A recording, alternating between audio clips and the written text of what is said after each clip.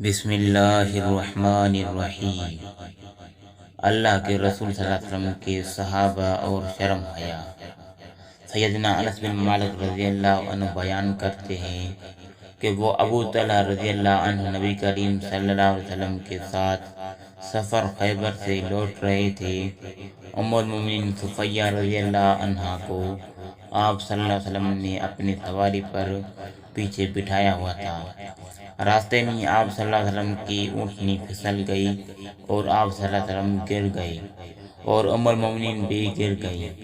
ابو طلحہ رضی اللہ عنہ نے اپنی اونٹنی سے فوراً چھلانگ لگا دی اور آپ صلی اللہ علیہ وسلم کے قریب پہنچ کر عرض کیا، یا رسول اللہ، اللہ مجھے آپ پر قربان کرے، آپ کو کوئی چوٹ تو نہیں آئی؟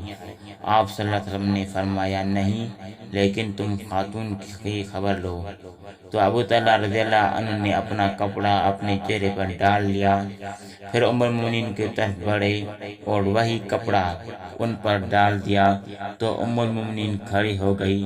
پھر ابو طلحہ رضی اللہ عنہ نے آپ صلی اللہ علیہ وسلم کے لیے اونٹنی کا سامان باندھا تو آپ صلی اللہ علیہ وسلم سوار ہوئے اور سفر شروع کیا۔